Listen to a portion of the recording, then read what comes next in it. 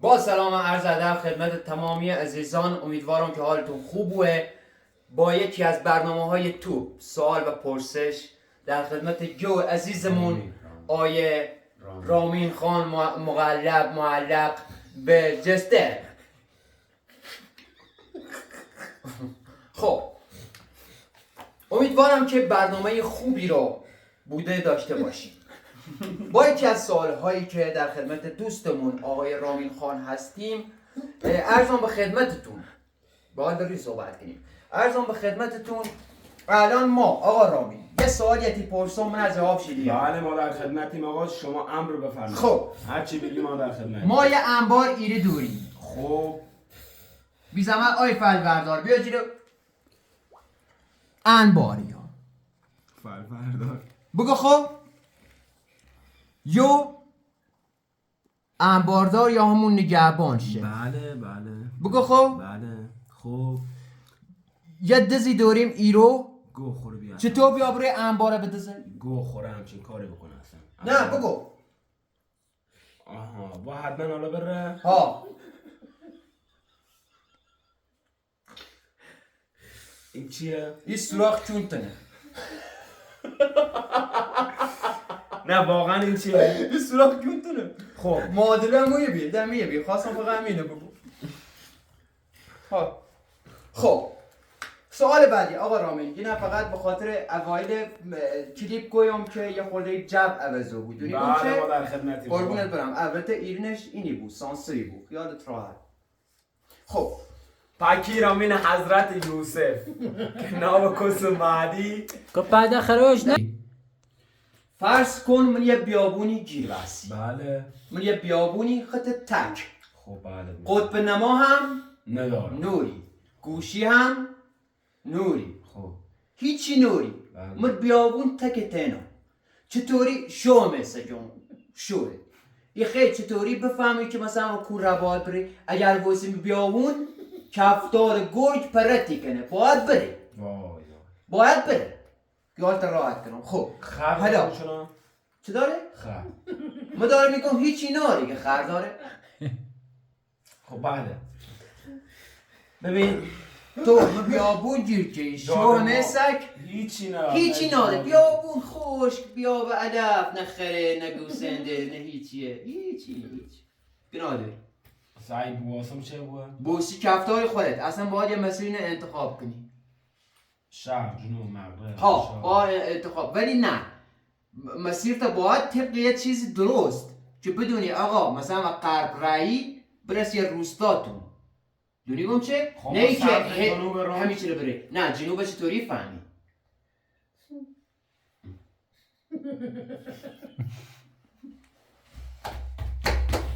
جنوب چی فهمی؟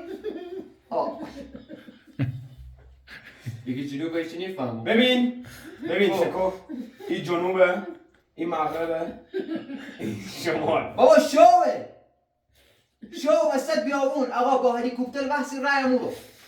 خب اگه با هلیکوپتر گفتم اصلا نمیرم. نه نمیری زنده فرض برای گیریم زنده، ولی شبونه رای واسه رو تلت باز که دی وسط بیابونی اصلا دونی چه کنیم؟ چی کنی؟ آقا موقع دستامو دست ندامه. نه هیچی تا دست نوی سالم الحمدلله رای. آقا سکو اینجوریه باسم. خب این دیگه نه آقا قندش که یه لحظه. مشتبه ادامه داره بگو.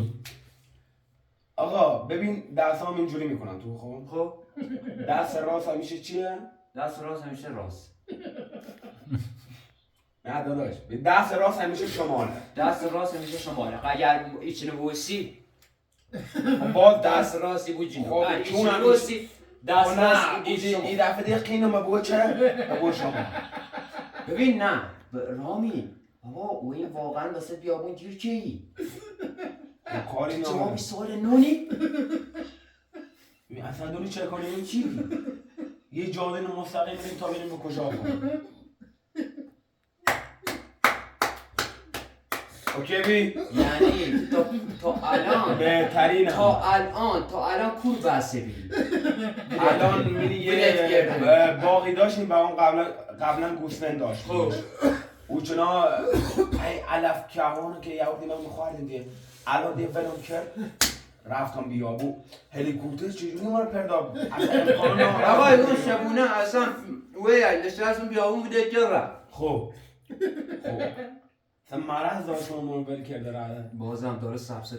آقا ما داره میگم یه جوابی همه به اصلا همه یه سوال دونه. آقا سمت مشرقه رو مشرقه چطوری فهمی مشرقه؟ 10 20 30 40 50 60 90 100 ایشو مشرقه معلوم میشه ایتری بگین بلدش نیستم. ایتری اینه بگی و ما بخیر مو بگو بلدش نیستم. مو نه مو خاطیگی دست راست و مشرقه دست چپ و مغربه. میدونم این امام حسین اگه مو بلند نیدم مو خب بگو توضیح به آقا توضیح بسی مردم توضیح به آقا ایگو مو بلند نیدم اصلا همچین چی امکان ناره یعنی هر چیزی که تو بگی ما همه رو بلدم خب بگو آقا ایشا عزیزان بگو با هلیکوپتر وی وسطی بیابون شوه مسک ایخه مغرب و مشرق و جنوب بفهمی کو سمت باید بره. ببین یه خطی جوری کشون بده دوم بلده میشه وای سلام بدوم این خانم معلم بابا کی را مینو کاسش تاتا ببین بگو یه خطی جوری بکش خب یه جوری بکشی خب اصلا چه کاریه خب یه تشریف کنم خب واسم تا صبح بونزی کبریت هم داری دیگه بابا شلوارم ناری نه شلوار دوری شلوار دوری قشنگ دوی نشستیم بیابون ولت کردم بیابون رخ حالا این طریق قشنگ بگین نونمش به نظرتون نونو دونو ندونو آفرین ندونو گویدیمون مرد حسابی همون اول دست راست گرچه زندگی من گاییده ببین این هم اول من گاییده ببین داخل آسمون یه سری ستاره هستن که از استفاده و این ستاره ایتری تو جنوب و غرب و شرق بفهم خدمت نرایی درسته؟ موافوبی اگر خدمت برایی که من موافوبیون و جای دیگه بلدشو بیون دلیلش اینه ببین وشیگون دو به اکبر و دو به اصغر اکبر اصغر اگه یه مثلا اصلا هیچ وقت تغییر نکنه در یه صورت بنا داری هیچ آسمون واقعا ابری بود همون آسمون اون موقع ابری بود اگر ابری بود هیچ راهی داری با کفتارگر بخوره نه همون ابری بی ما داریم میگم ابری نمیاد نه ابری بی نه ما داریم میگم ابری نبی آسمون صافی ولی تو تشخیص نوعی که با ستاره لیبوه آقا اون جایی که ما بیدم ابری بی مساله و تو عجب بدبختی مساله و تو پرسیون آقا میگم بیابون اصلا ابر منش نبی آقا یه لحظه وایسا مگه تو میگی من هلیکوپتر ناموچنم خب مگه موچنا نمیدم خب اون موقعی که موچنامیم هوا ابری بی ببین یه سوالایی پیش پرسم که خوشم نمونه جوابی آقا موچنامید ما آقا ما گوی فرض تو واقعا موچنابی؟ نه آقا برای سوال بعدی نه دونستم ولی خواستم خود جوابش بدم یاد بگیری خواستم یاد بگیری خب بعدی خب رامی جان جونم عشقم یه لحظه مکسش کاتون یک خب جستر عزیزم سوال بعدی که تی پرسم یه سوال تو و خیلی هم علمی که دونم واقعا تنها کسیه که سوالا علمی نه واقعا مرکز جوابی ده در خدمتی بابا خیلی مخلصم خب امر بفرمایید جستر بگو چرا در کوها خرس قهوه‌ایه ولی در قطب جنوب خرس سفیده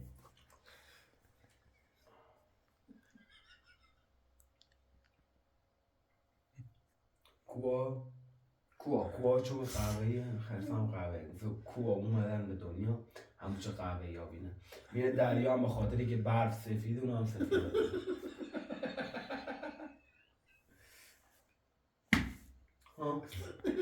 خیلی خوب بود تعریف دام یه خورده فشاری مغزت بیاد آقا این قهوه‌ایه. این کو قهوه‌ای آقا، کو قهوه‌ای بوه، یعنی فرزن تموم موجود گل کو باید قهوه‌ای بود. خودی خرس.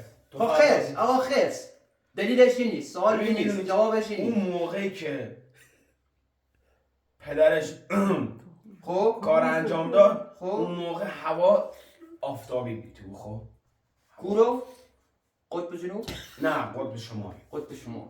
آره. قطب شمال و قطب جنوب فرقی نداره، دوتاش یخه. خب نه. خرسه همونشون سفیده. خب نه کوها رو گفتم. کوها. ببین اون موقع که پدرش خب پدرش قهوه‌ای بود چیزش تو. خب قهوه‌ای شد. خود پدرش قهوه‌ای بود رنگش آفرین. و دی ان ایش انتقال داد به فرزندش. خدایی رو درست. خب چرا آقا، چرا الان خرس سفید تو کوه نیست و خرس قهوه‌ای تو قطب نیست؟ منم دارم میگم دیگه. چرا منو نمیگیری؟ من سوال میگم میپرسم، سوال منو نمیگیری. خب من جوابمو نمیگیری. خب بگو. ببین وقتی که باباش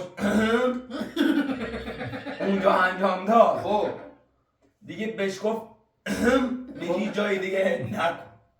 یعنی گفت تو فقط اینجا فقط قهوه‌ای باش. نه گفت فقط همینجا باش.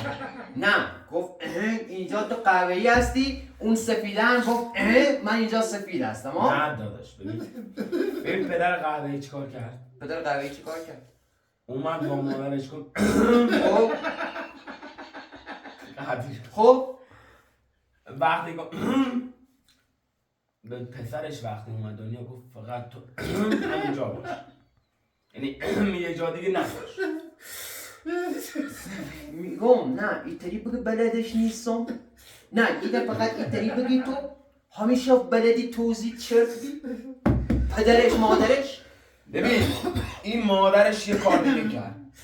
اومد رامی یه لحظه بهت سوال یه بارده باید بپرسم، یه بارده سوال باید بپرسم، یه بارده. خب بگو. سکو یا قطب جنوب یا کوه. خب کوه اصلا اینجوری نیست. خرسه قهوه‌ای. ببین یه نفر رفته اینجا خرس سفید. خب الان سیچه خرس قهوه‌ای داخل قطب نیست و سیچه خرس سفید داخل کوه نیست. این چرا نمیفهمم؟ واقعا چرا نمیفهمم؟ نه تو چرا نمیفهمی؟ آقا بینندگان عزیز شما میفهمید؟ سوال به این واضحی؟ ببین من این متوجه نمیشه. تو متوجه چیه؟ ببین من دارم میگم این پدرش وقتی که تو کوه بود، بنده خدا تو کوه بود، جنگی بود. تو کوه وایساد. خرس قطب جنگیه. آقا این تو خود اونجا جنگیه. خب بگو منم توضیح بده برام.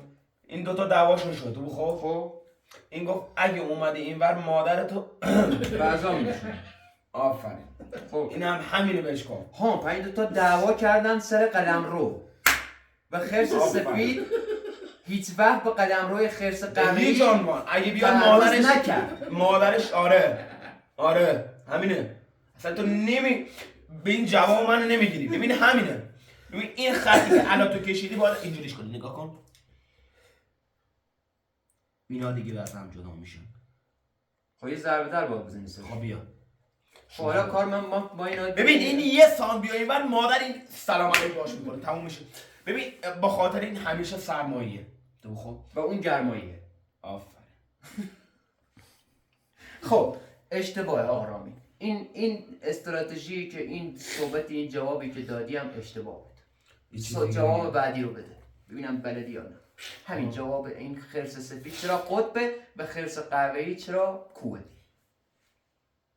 ببین خرسا قهوه‌ای زمستونو میرن خواب زمستون تو. خرسا همشون میرن خواب زمستونی. اون وقت تو برف چجوری؟ اونم میره. اونم میخوابه. آقا این تو برف نه. توی دورانی میخوابه. اصلا نمیتونه. ببین خرس ببین قطب درسته یه فصله همیشه زمستونه. ولی چیز داره زمستون سرد داره خیلی سرد. نه و من خودم رفتم من یک ماه اونجا بودم. داره و پاییز من داره. خودم یه چه حرفی تو داری میزنی؟ من یه ماه اونجا بودم با خرسا زندگی کردم اونجا. آره. خب بگو آقا جواب منو بده. این نمیره. خرس سفید چرا تو قطب جنوبه و خرس قهوه‌ای چرا تو کوه؟ وقت ما رو نگیر. اگه بلدش نیستی بگو تا خودم جوابشو به بینندگان عزیز و توی کم عقل بدم. آقا ببین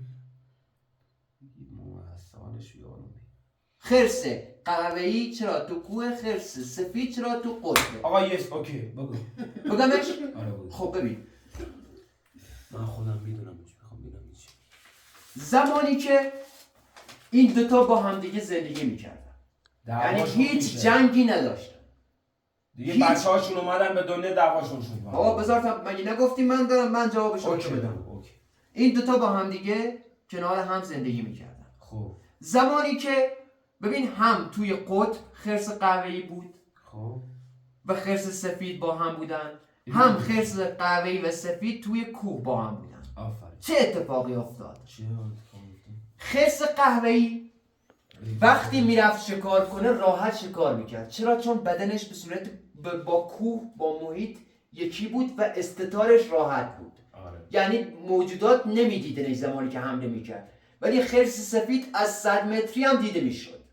به خاطر همین خرس سفید نسلش توی کوها منقرض شد و خرس قهوه‌ای DNA قهوه‌ای انتشار پیدا کرد تو کوها و خرس قهوه‌ای توی قطب به خاطری که نمیتونست شکار کنه و دیده میشد تو برف نسلش منقرض شد و خرس سفید توی قطب DNAش تکثیر شد. DNA نه DNA. اوکی الان؟ ببین به این میگن یک توضیح جامع و دقیق و یکی از تمام دانستنی هایی که خود داروین اینو کشف کرده. داروین؟ دانشمندی به نام داروین. در خدمت شما عزیزان هستیم. امیدوارم که خوشتون اومده باشه. خدایا رو نگهدارتون. من خودم